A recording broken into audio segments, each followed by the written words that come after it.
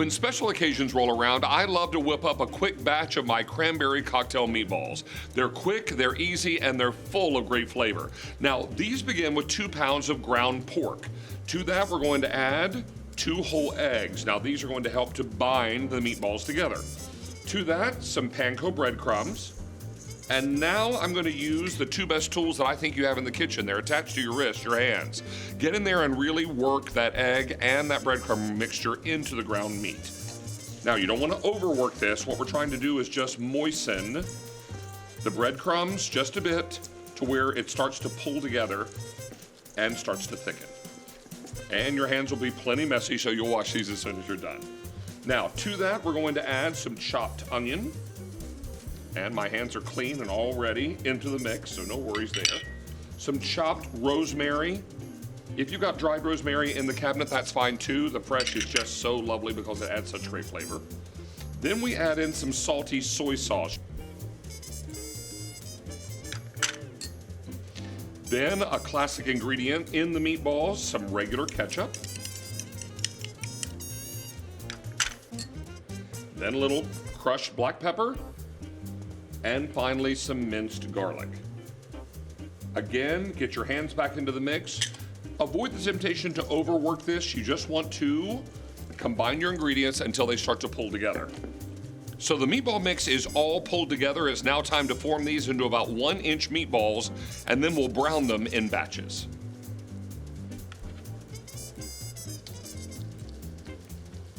Now, if you're making these around Thanksgiving, you may have some leftover cranberry sauce. If not, buy the canned sauce in the grocery store and get it right into your pan on top of the stove.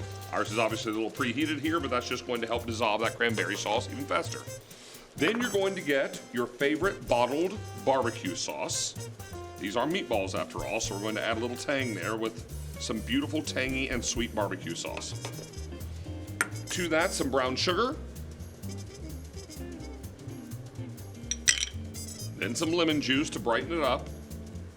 And then if you can find them, throw in some fresh cranberries. If it's off season, you can always buy them frozen. Here's a little tip, thaw them first before you put them into the sauce.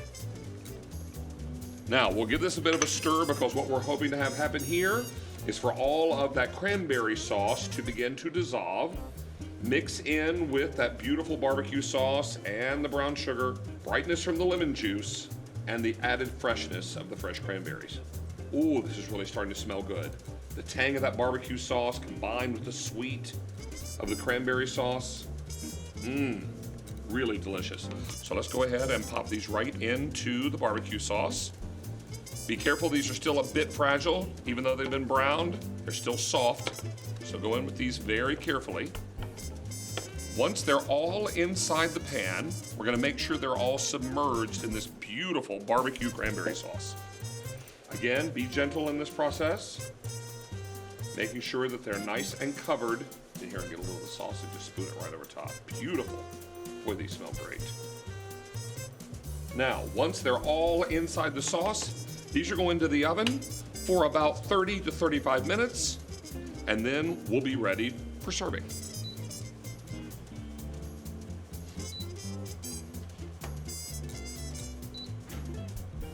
So it's been about 35 minutes in the oven, and these smell amazing. What you should also know when you get these out of the oven, that sauce will have reduced down. So it's gonna be nice and thick and ready for you to get these out on a platter. Don't forget toothpicks, and these are perfect. Anytime you're having maybe a big game watching party, or you're having family movie night, or you're entertaining a few friends, these are a perfect choice. They're always seasonally appropriate, and they're always lip-smacking delicious.